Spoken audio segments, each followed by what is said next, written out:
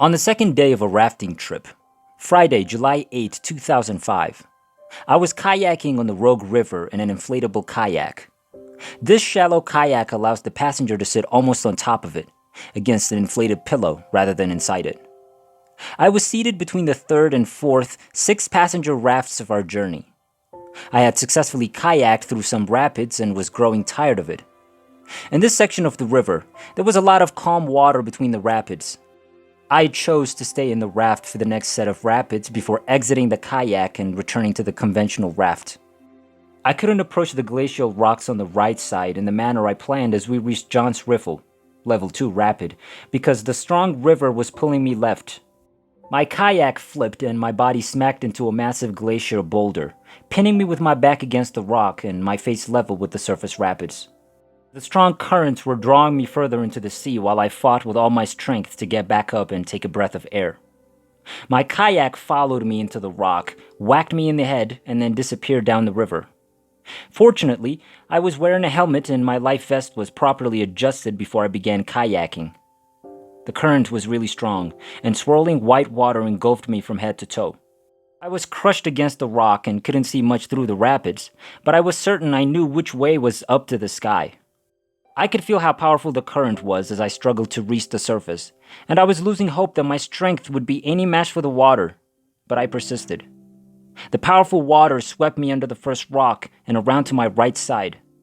It actually drew me around to the back face of the first enormous rock, pinned by the current and below air level, as I was afterwards told. I could see the sky, but no matter how hard I tried, I couldn't get into the air. Even though the top of my head was only a few inches above the surface of water, the water current rushed over my face and I couldn't feel any air. I was trying to keep my cool and think things through. I couldn't believe how powerful the current was. I was starting to fear as I pushed against the rocks with all my power and couldn't move against the strong tide.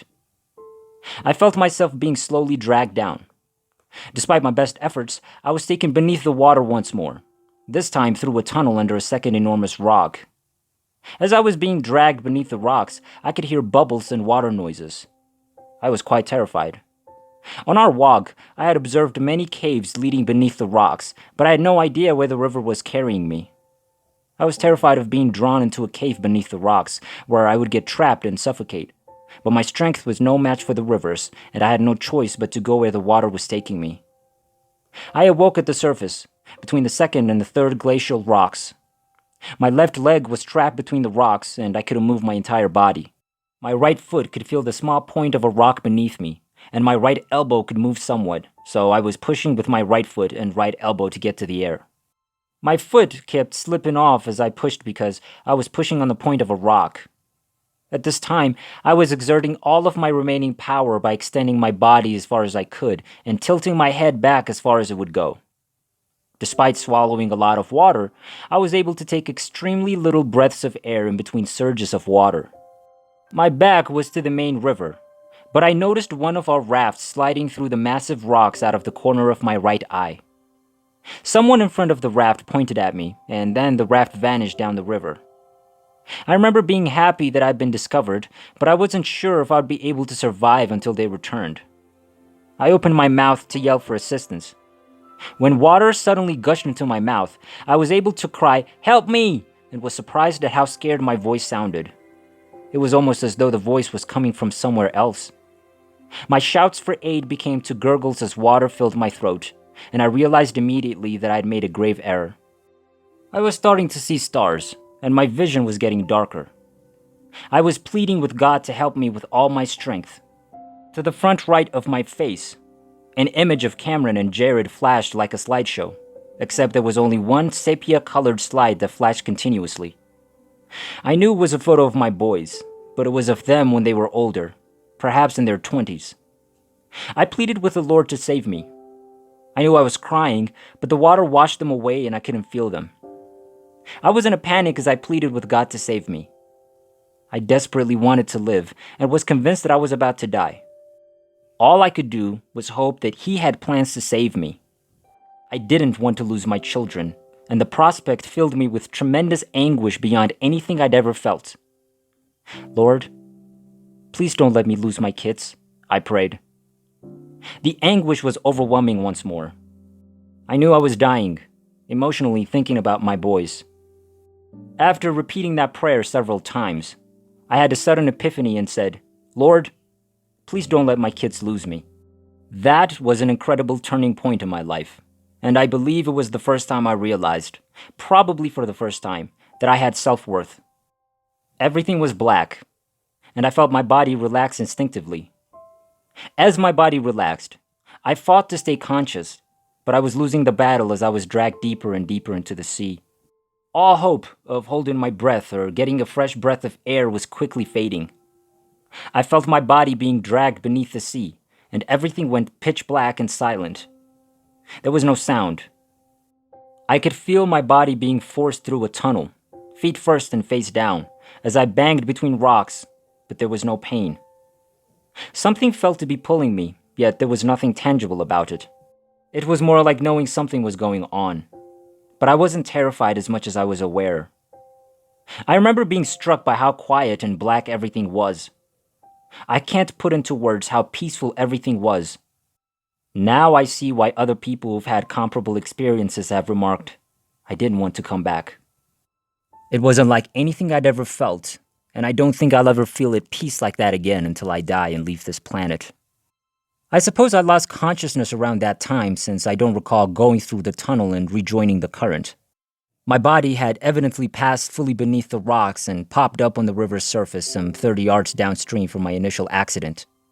I later learned that the guide who was attempting to rescue me stated that I was underwater for 3 to 4 minutes, and that he lost sight of my helmet for 20 to 30 seconds from my position between the rocks, implying that I was pulled through a long tunnel. I was floating down the river on my back at the time, but I was looking down on myself rather than enjoying what I was seeing. I saw myself gurgling and coughing up water, but it was quickly replaced by additional waves of water, and I appeared to be choking while trying to breathe. From my vantage point, watching the water fill and float across my open mouth seemed strange, but I couldn't figure out why. It was like watching a movie in slow motion. I recall telling myself to try to relax and take slow, deep breaths. I knew I was supposed to move my body so that my feet were looking downstream, and to use my arms as a ballast, but I didn't maneuver, and I couldn't figure out why I wasn't. My toes were visible above the water, but my arms were fully at the mercy of the rapids, hanging in my sides quite a little underwater. Although I was being tossed around a lot, I couldn't see anything from my physical body, and it seemed extremely calm as I floated down the river head first. I don't recall hearing or seeing anything, so I don't believe I was conscious at the time. I was only staring as rocks and torrents pummeled my limp body.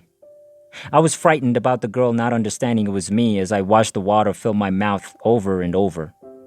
Keith, my guide, who is also a paramedic and a happily married father of 3, claimed he couldn't see my face because of the angle of the raft, but he believes I was unconscious.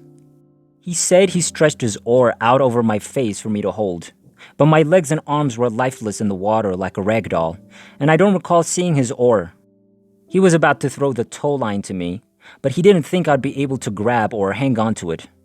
Apparently, the women on the raft were also too far away to catch me. Next thing I remember is being jerked around near our raft, but I'm not sure who else was there or where we were. Keith had a grip of my vest near the back of the raft, one of the highest spots in the raft, and I watched from above. I wanted to tell him I could go around to the side, and I was going to grab the ropes on the side of the raft, but I couldn't control my physical self, and no words were coming out of my mouth. It was more of a subconscious message. I remember my hands hitting the edge of the raft rather than clutching anything as I was being hauled on, but I guess that was mainly because my vest was pulling me about. I believe I was fading in and out because I was conscious of finally being able to shift myself a little over to the right side of the raft, and Keith pulling me halfway into the raft. I was attempting to assist Keith in getting me into the raft, but my muscles were refusing to cooperate, and I observed myself flailing around. I was lying midway across a cooler and one of the raft's inflated crossbars.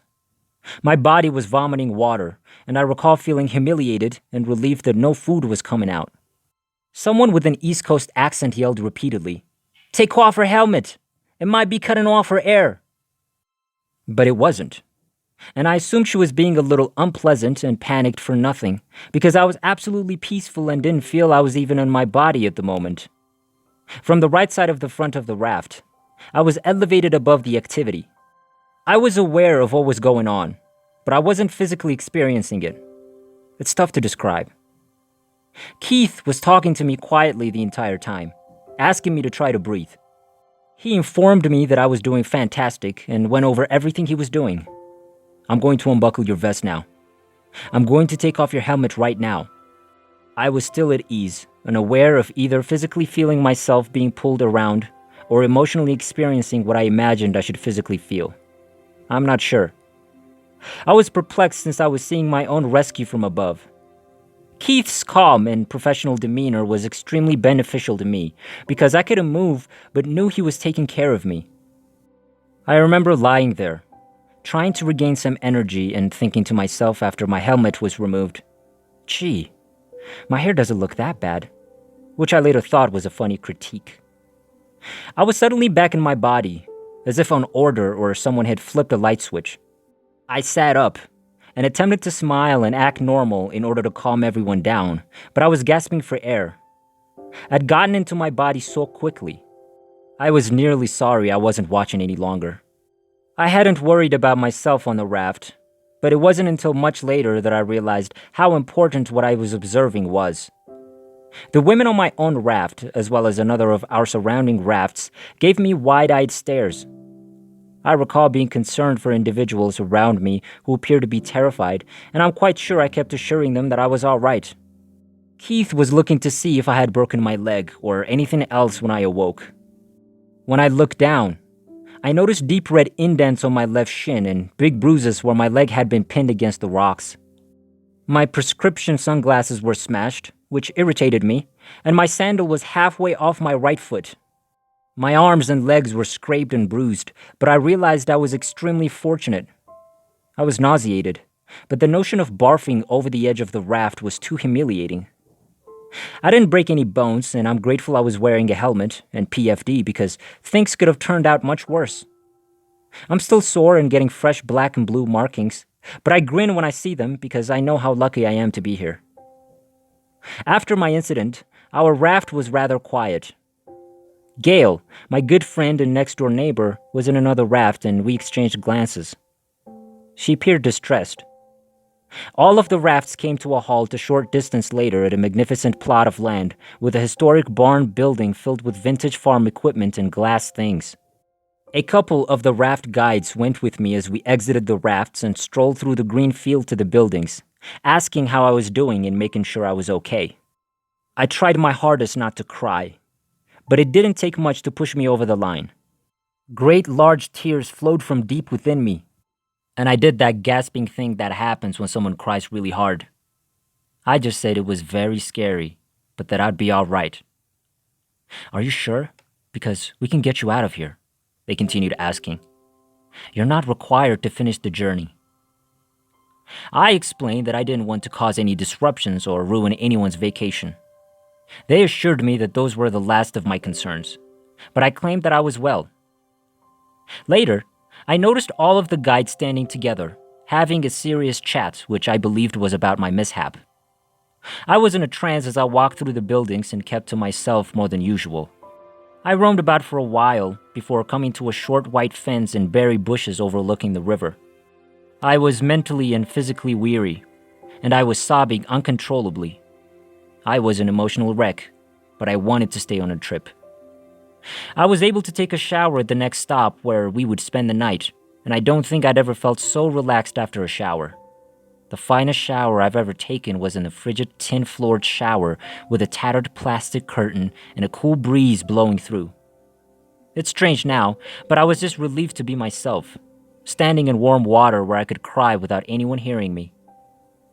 I attempted to put on a brave face after I was clean and back with our group of around 25 people, but inside I was just breaking. That night, like everyone else, I had a few beers. Several times I smiled and responded, "Yeah, I'm good, thanks." The next morning, I put on my brave face and prepared to go swimming. My legs and arms were hurting and increasing worse. When I spotted a few of the younger women sneaking glances at me and then discussing, I felt self-conscious. Normally, I'm the first in line for any adventure. But on this particular day, I saw that I kept allowing others in front of me to board the rafts. On this particular day, I paid close attention to the river. I had rafted a significant portion of the earlier legs of the trip without my life vest because the water was calmer. But I had that thing strapped so tight that every time I took a breath, I felt some excellent pressure. It made me feel more secure. Never in my life have I felt more terrified than when I was trapped between the last two rocks. I don't remember ever praying with such seriousness as I did at the time. I've always loved my children with all my heart, but I don't think I've ever loved them more than I did during those moments when I feared I might die. That day, I'm positive that the Lord saved me. In the days after our vacation, I talked to Keith a lot about the experience. Although he knows the rogue well, he has no idea how I got from point A to point B that day. He claims my yellow helmet, which was all he could see when he noticed me, abruptly vanished and then reappeared downriver, surprising him. My only answer is that I was saved by the Lord. I'm positive of it. My life will never be the same again, and I'm so grateful that I survived that I can't even express how grateful I am.